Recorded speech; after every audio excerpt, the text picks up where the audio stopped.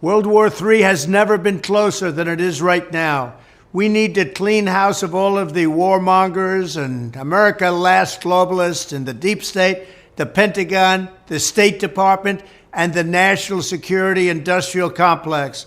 One of the reasons I was the only president in generations who didn't start a war is that I was the only president who rejected the catastrophic advice of many of Washington's generals, bureaucrats, and the so-called diplomats who only know how to get us into conflict, but they don't know how to get us out. For decades, we've had the very same people, such as Victoria Nuland and many others just like her, obsessed with pushing Ukraine toward NATO, not to mention the State Department support for uprisings in Ukraine. These people have been seeking confrontation for a long time, much like the case in Iraq and other parts of the world, and now we're teetering on the brink of World War III. And a lot of people don't see it, but I see it, and I've been right about a lot of things. They all say Trump's been right about everything. None of this excuses in any way the outrageous and horrible invasion of Ukraine 1 year ago, which would have never happened if I was your president, not even a little chance. But it does mean that here in America, we need to get rid of the corrupt globalist establishment that has botched every major foreign policy decision for decades, and that includes President Biden, whose own people said he's never made a good decision when it comes to looking at other countries and looking at wars. We have to replace them with people who support American interests. Over our 4 years in the White House, we made incredible progress in putting the America last contingent aside and bringing the world to peace. And now we're going to complete the mission. The State Department, Pentagon, and national security establishment will be a very different place by the end of my administration. In fact, just into my administration, it'll be a very different place, and it'll get things done, just like I did 4 years ago. We never had it so good. We'll also stop the lobbyists and the big defense contractors from going in and pushing our senior military and national security officials toward conflict, only to reward them when they retire with lucrative jobs, getting paid millions and millions of dollars. Take a look at the globalist warmonger donors backing our opponents. That's because they're candidates of war. I am the president who delivers peace, and it's peace through strength. There was a reason we had no conflict. There was a reason we didn't get into wars, because other countries respected us. I entirely built, all right from the beginning, rebuilt our military. It's a big reason for that. They didn't want to mess around with the United States, and now they're laughing at us.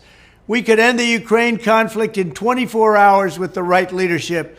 At the end of my next 4 years, the warmongers and frauds and failures of the senior ranks of our government will all be gone, and we will have a new group of competent national security officials who believe in defending America's vital interests above all else. There is no more dire threat to the American way of life than the corruption and weaponization of our justice system, and it's happening all around us.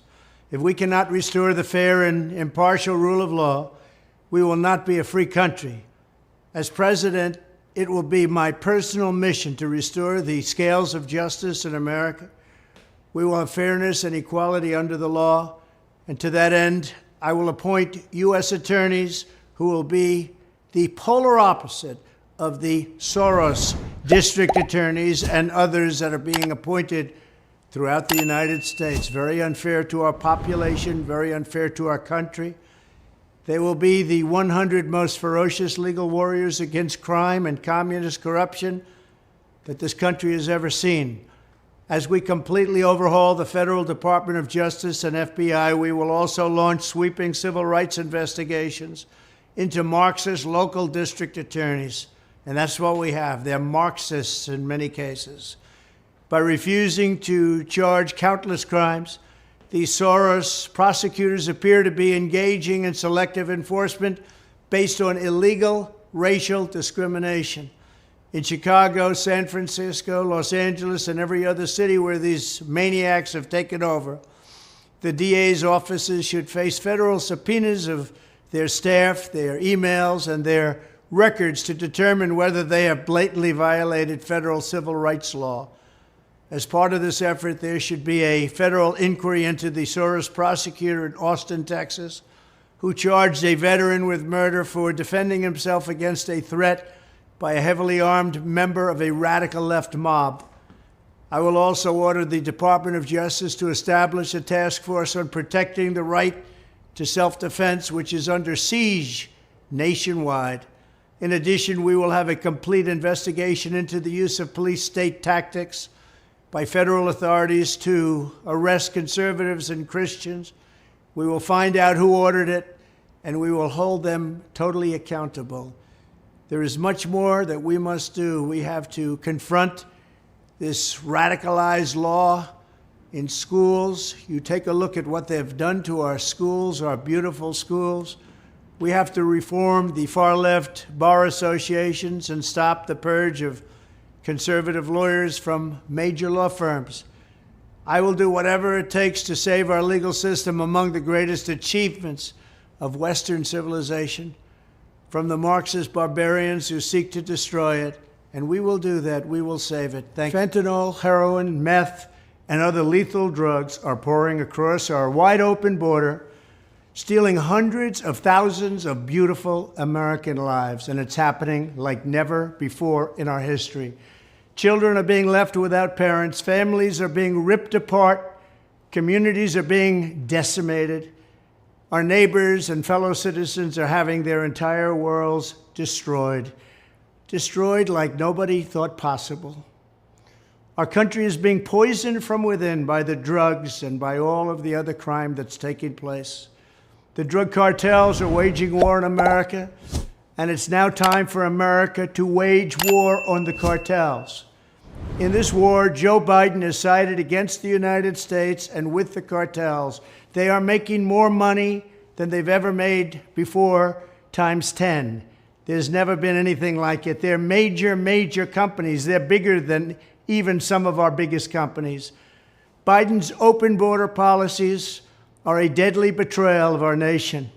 When I am president, it will be the policy of the United States to take down the cartels, just as we took down ISIS and the ISIS caliphate, and just as, unlike the situation we're in today, we had a very strong border, the strongest border, in fact, in the history of our country, and drugs were at a low of 45 years. There's been nothing like what we did just 2 years ago. We will show no mercy on the cartels. Every day, drug traffickers are using the waters of our region to ship their lethal poisons to America, killing so many of our people and ruining families. In addition to restoring strong border security, I will deploy all necessary military assets, including the U.S. Navy, to impose the full naval embargo on the cartels. I did that before, and it worked. What we did was incredible. We will guarantee that the waters of the Western Hemisphere are not used to traffic illicit drugs to our country. Furthermore, I will order the Department of Defense to make appropriate use of special forces, cyber warfare, and other overt and covert actions to inflict maximum damage on cartel leadership, infrastructure, and operations. I will designate the major cartels as foreign terrorist organizations. We will sever their access to global financial systems. I will also work to forge an unprecedented partnership with neighboring governments in our region, just like I did in Mexico. And remember, in Mexico alone, an estimated 100,000 civilians have been tragically murdered or gone missing at the hands of these cartels. The Mexican government, run by a very fine man, the president, is really working hard, but it's not working out. These cartels are vicious and they're violent, and they have Mexico for now stymied. Well, we have to help Mexico, and we have to stymie the cartels.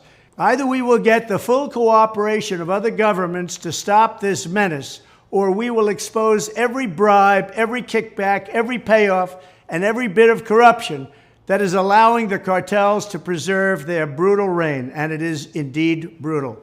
Finally, as I have said before, I will ask Congress to pass legislation ensuring that drug smugglers and human traffickers receive the death penalty. The drug cartels and their allies in the Biden administration have the blood of countless millions on their hands. Millions and millions of families and people are being destroyed. When I'm back in the White House, the drug kingpins and vicious traffickers will never sleep soundly again. We did it once, and we did it better than anybody else. There's never been a better border than we had just 2 years ago. It was strong, it was powerful, and it was respected all over the world. And now we're laughed at all over the world. And we're not going to let that happen much longer. We have to take over, we have to be tough, we have to be smart, we have to be fair. But if we don't do something immediately, our country is gone.